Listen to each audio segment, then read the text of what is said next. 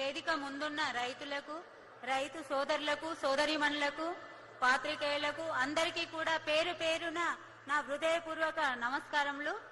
నాకు ఈ అవకాశం ఇచ్చిన మన వ్యవసాయ శాఖకు వారికి పాదాభివందనాలు.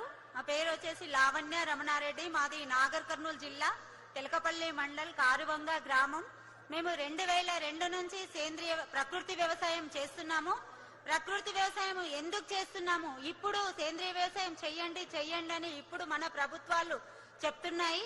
కానీ మేము 2002 నుంచే ప్రకృతి వ్యవసాయం చేస్తున్నాము. ఆ వ్యవసాయం వైపుకు ఎందుకు మళ్ళినామంటే విపరీతమైన కెమికల్స్, యూరియాలు, డిఏపీలు అన్ని వాడి కూడా పంటలు నష్టం వచ్చి గిట్టుబాటు రేటు రాక భూమిలో ఉన్న సూక్ష్మజీవులు అన్ని చనిపోయి ఉన్న పొలాలు అమ్ముకొని రైతు ఆత్మహత్యలు ఎట్లా ఉంటాయో అలాంటి దశకు వెళ్లిపోయి మళ్లీ రైతుగా మీ ముందుకు వచ్చినాము.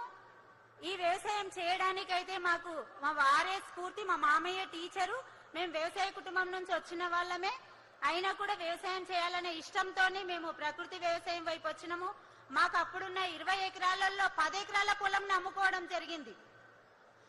కెమికల్ వ్యవసాయం చేసినప్పుడు 10 ఎకరాల పొలం కూడా 9,000 ఎకరాలాగా అమ్ముకొని తర్వాత అప్పులు తీరక మళ్లీ అమ్ముకొని అన్ని చేసి మేము 1 ఎకరాతోని ప్రకృతి వ్యవసాయం స్టార్ట్ చేసినాము. అది మిర్చి, కనకాంబరాలు. అది ఎందుకు చేసినాము అంటే ఒక సంవత్సరం మిగిలింది మాకు పంట మొత్తం అమ్మితే 11 రూపాయలు. ఆ 11 రూపాయలే ఇవాళ ఈ ఆదర్శానికి నిలిచి మీ ముందుకు చెప్పడానికి కూడా మాకు ఈ అవకాశం వచ్చింది. అప్పుడు ఆ 11 రూపాయలు ఏదైతే మేము సంపాదించుకున్నామో ఇప్పుడు సంవత్సరానికి 11 లక్షల ఆదాయం తీసుకుంటున్నాం. అంటే ఎక్కడ పోగొట్టుకున్నామో అక్కడనే వెతుక్కునేది అనేది మా ఒక ఇష్టంతో వ్యవసాయం చేస్తున్నాము. ఇప్పుడు మేము ప్రకృతి వ్యవసాయం చేయబట్టినాక మళ్లీ అమ్మిన పొలాన్ని మళ్లీ కొనుక్కోవడం జరిగింది. అదే పొలంని 9 లక్షల ఎకరాలాగా కొనుక్కొని ఇప్పుడు మేము 30 ఎకరాల ప్రకృతి వ్యవసాయం చేస్తున్నాము. లీజు కూడా మళ్లీ 40 ఎకరాల వరకు లీజుకు తీసుకొని చేసుకోవడం జరుగుతుంది. ఒక 30 రకాల పంటలను పండిస్తున్నాము. మేము పత్తి కూడా నాన్ బీటీ పత్తి వేస్తున్నాం. అందులో అంతర్ పంట కంది వేసాము. మెయిన్ మిర్చి. ఇవాళ కెమికల్ ఎక్కువ కొట్టేది అంటే మిర్చి పండిస్తున్నాము. ఇవాళ 20 నుంచి 25 క్వింటాల వరకు 1 ఎకరా నుంచి స్టార్ట్ చేసి ఇవాళ 70 ఎకరాల వ్యవసాయం వరకు మేము ప్రకృతి వ్యవసాయం వైపు మళ్ళినాము. కాబట్టి ప్రతి రైతు కూడా ఈ వ్యవసాయం ఎందుకు చేయాలనుకుంటున్నారంటే ఇప్పుడు ఉండే పరిస్థితులు మనకు వర్షాకాలం కానివ్వండి, ప్రకృతి మంచిగా సహకరించకపోయినా మన భూమిలో ఉండే సూక్ష్మజీవులు అన్ని నశించిపోతున్నాయి. మన భూములు బీడు బారుతున్నాయి. మన ముందు భావి తరాలకు ఏమి ఇవ్వాలనుకుంటున్నాం? ఇవాళ రకరకాల రోగాలు పుట్టిన బిడ్డ నుంచి కూడా బీపీలు, షుగర్లు, క్యాన్సర్లు అలాంటివన్నీ మనం తగ్గించుకోవాలంటే మంచి వ్యవసాయం చేయాలి. కెమికల్ లేకుండా న్యాచురల్ ఫార్మింగ్ చేయాలి. ఇవాళ వెనుకడికి మన పెద్దలు చేసిందే పశువుల ఎరువుతోని వ్యవసాయం చేయొచ్చు అనేది మాకు ఇప్పుడు ఒక 35 ఆవులు ఉన్నాయి. ఆవు పేడ, ఆవు మూత్రంతో వ్యవసాయం చేస్తున్నాము. కషాయాలు కూడా మేమే తయారు చేసుకుంటాం. ఒక 8 నుంచి 10 రకాల కషాయాలు, అగ్నాశ్రము, నీమాశ్రము, బ్రహ్మాశ్రము, దశపర్ణి కషాయము, కలబంద తులసి కషాయము, ఇలాంటి కషాయాలన్నీ మేము జూన్ జూలైలో చేసుకొని పెట్టుకుంటాము. ఇవన్నీ మనకు 6 నెలల వరకు నిల్వ ఉంటాయి. దేశీ మన ఇంట్లో ఒక ఆవు ఉంటే మన ఇంట్లో ఒక ఫర్టిలైజర్ షాప్ ఉన్నట్టే. ప్రతిరోజు 10 లీటర్ల మూత్రం నిస్తుంది, 10 కేజీల పేడనిస్తుంది. ఆ 10 లీటర్ల మూత్రము, 10 కేజీల పేడ మన 1 ఎకరకు సరిపోతుంది ఒక రోజు. కాబట్టి ప్రతి రైతు కూడా సేంద్రియ వ్యవసాయపు మళ్ళాలని మన ప్రభుత్వాలు కూడా చెప్తున్నాయి. కాబట్టి మన ప్రభుత్వాలు ప్రకృతి వ్యవసాయం చేసే రైతులను ప్రోత్సహించాలి, వాళ్లకు మార్కెట్ కల్పించాలి. ఇవాళ మేమొక్కరం పండిస్తాని కాదు, అందరూ పండియాలి. మన తెలంగాణ రైతులు ప్రతి ఒక్కరు కూడా 1 ఎకరా నుంచి స్టార్ట్ చేసి 1 ఎకరా, 2 ఎకరాలు అట్లా చేస్తే బాగుంటుంది. జీవామృతము, ఘనజీవామృతము వాటితోని కూడా వ్యవసాయం చేస్తే బాగుంటుంది. తర్వాత మన అంతర్ పంటల వల్ల ఆదాయం తీసుకోవచ్చు. ఇవాళ ఒకటే మెయిన్ క్రాప్ వేయడం వల్ల మనము చాలా నష్టపోతున్నాము. పత్తిలో కంది, అలసందలు, మిర్చిలో ఆవాలు, ధనియాలు, గోధుమలు, మెంతులు, వామ, సోపు, సాజీరా ఇలాంటి పంటలు వేసుకోవచ్చు. ఈ అంతర్ పంటలు వేయడం వల్ల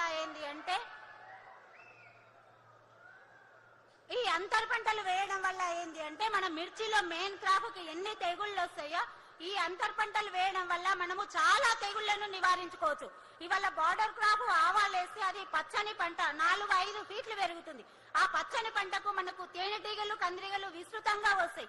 ఆ తేనెటీగలు కందిరీగలు ఏవైతే ఉన్నాయో మన మిర్చి పూత మీద వాలినప్పుడు మనకు పరంపరాగ సంపర్కం ఏర్పడుతుంది. పరంపరాగ సంపర్కం ఏర్పడడం వల్ల మనకు పూత రాలడం గాని, పిందె రాలడం గాని, బొట్టబోవడం గాని ఇలాంటి వాటిని నివారించుకోవచ్చు. తర్వాత ధనియాలు వేయడం వల్ల బూర్ది తెగులు మిర్చికి ఎక్కువగా వస్తుంది. అప్పుడు ధనియాలు వేసినప్పుడు ఏంటంటే ఆ బూర్ది తెగులు ధన్యం చేనే అటాక్ చేస్తుంది. తర్వాత నీటి పారుదల అనేది రైతులు చాలా ఎక్కువ నీళ్లు పెడితేనే మనం రాత్రిపూట ఏం చేస్తున్నాము, డ్రిప్ వరుస్తున్నాం, రాత్రిపూట మోటార్లు ఆన్ చేసి వస్తున్నాం. మిర్చికి రాత్రిపూట నీళ్లు కట్టడం వల్ల ఏంటంటే మైచర్ ఎక్కువగా ఉండడం వల్ల మనకు తొందరగా తెగుళ్ళు చీడపీడలు ఎక్కువగా మిర్చికి 1 గంట నుంచి 2 గంటలు నీళ్లు ఉదయం ఎండ టైంలో మిర్చికి నీళ్లు పారించుకుంటే చాలా బాగుంటుంది.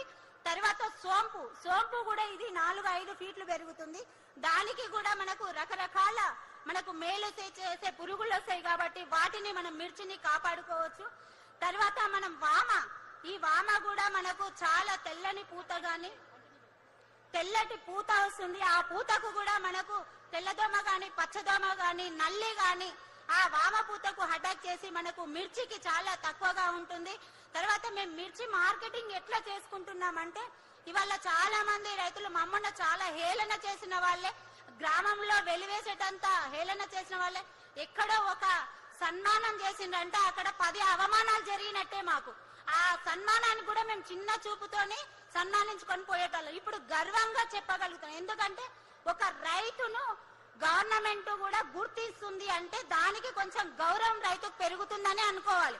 ప్రకృతి వ్యవసాయం చేసే రైతులు ప్రకృతి వ్యవసాయం అంటే చాలా ప్రకృతి వ్యవసాయమా, ఏం పంట పండుతుంది, ఏం లాభం వస్తుంది? ప్రతి రైతు కూడా లాభం అనేది కాదు, మన భావి తరాలకు మంచి ఆహారాన్ని ఇవ్వాలి, మంచి నేలని ఇవ్వాలి.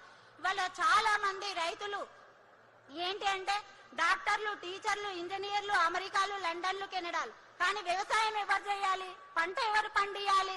కాబట్టి రైతు బిడ్డ రైతుగా కావాలని కోరుకోవాలి. ప్రతి రైతు కూడా ఇక్కడ వచ్చిన నలుమూలల నుంచి వచ్చిన రైతు సోదరులకు విన్నపం ఒకటే, రైతు బిడ్డ రైతు ఎప్పుడైతే ఉంటాడో తల దించకుండా తల ఎత్తుకొని బతకగలుగుతాడు అనేది నేను ఈ సభాముఖంగా తెలియజేస్తున్నాను. ఎందుకంటే మా 2 కొడుకులు కూడా మేము రైతులాగే చేస్తున్నాం కాబట్టి ప్రతి ఒక్కరు కూడా రైతు కావాలనే కోరుకోవాలి. ఇలా రైతు లేదే రాజ్యం లేదు, రైతు లేకుంటే వెన్నుముక లేదు అంట. ఇలా రైతు అంటేనే ఒకనాడు చిన్న చూపు.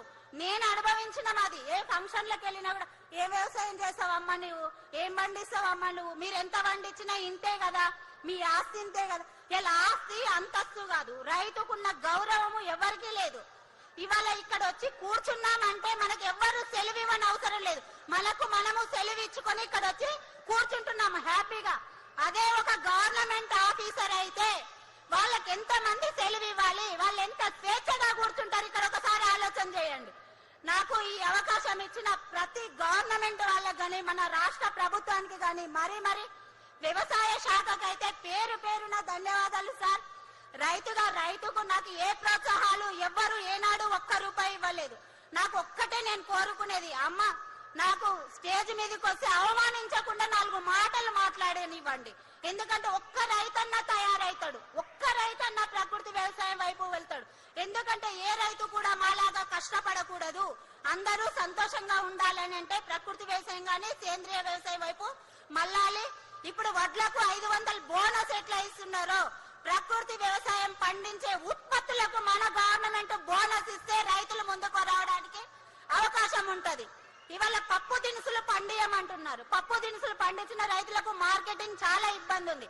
పప్పు, పెసర, మినుము, శనగ, ఉలువ ఏది పండించినా కూడా సన్నోట్లకు బోనస్ ఎట్లా ఇస్తున్నారో పప్పు దినుసులకు కూడా అట్లా బోనస్ ఇస్తే రైతులకు ముందరికి రావడానికి అవకాశం ఉంటది. కాబట్టి వరి ఉరి కాదు,